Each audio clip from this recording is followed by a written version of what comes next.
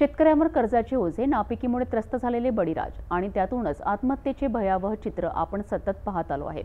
अशीच एक हृदय पिळवून टाकणारी घटना अमरावती जिल्ह्यातील मोर्शी तालुक्यात घडली आहे।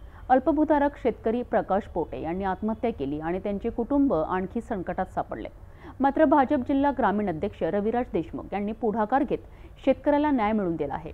अमरावती जिल्ह्यातील मोर्शी तालुक्यातील नेरपिंगळे गावाचा शेतकरी प्रकाश पोटे यांनी 20 जानेवारी रोजी आत्महत्या केली।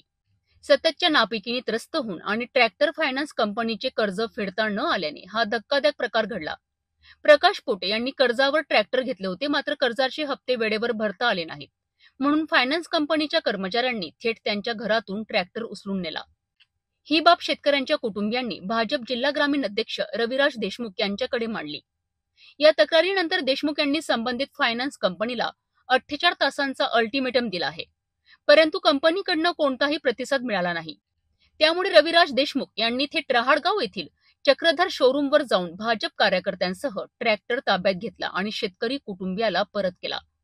या दरम्यान या ठिकाणी नांदगावचे ठाणेदार दिनेश दहातोंडे पोहोचलेत। त्यांनी ही परिस्थितीची माहिती घेत देशमुख यांच्यासोबत चर्चा केली। अखेरीस शेतकऱ्याच्या कुटुंबाला त्यांचा ट्रॅक्टर परत मिळाला।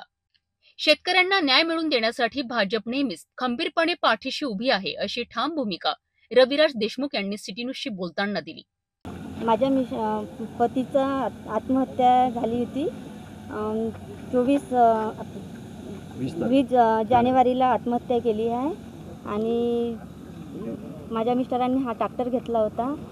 शेतामध्ये 7-8 वर्ष झाले पीक नाही होऊन राहिलं आहे। यंदाही तेच परिस्थिती आहे आणि आता हे रविराज भाऊ आहे, यांना मी असं कळविलं की माझा ट्रॅक्टर नेला आहे। 14 ऑगस्टला माझा ट्रॅक्टर नेला होता आणि यांना मी सांगितलं की माझ्या इथं असं झालं आहे, याच्यावरच आमचं पोट भरत होतं।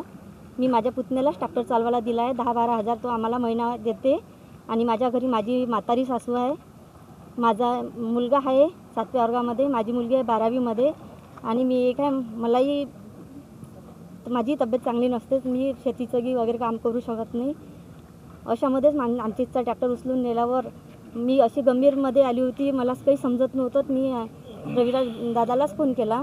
रविराज दादा म्हणे आपण हा ट्रॅक्टर आणू, तुम्ही टेन्शन घेऊ नका, आणि ह्या दादानं माझं आज ट्रॅक्टर परत मिळवून देण्यात खूप मदत केली।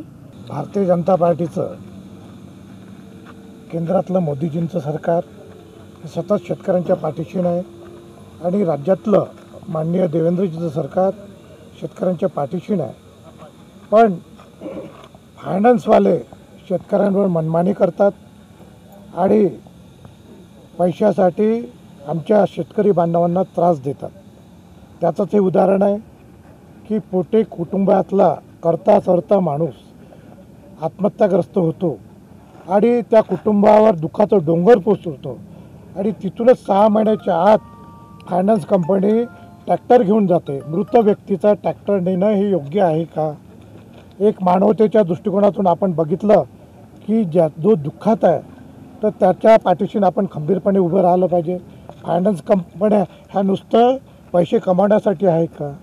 फायनान्स कंपनीचे CNB फायनान्स कंपनी नागपूरच्या मॅनेजरसोबत मी बोललो, ज्यांनी कोण होता तो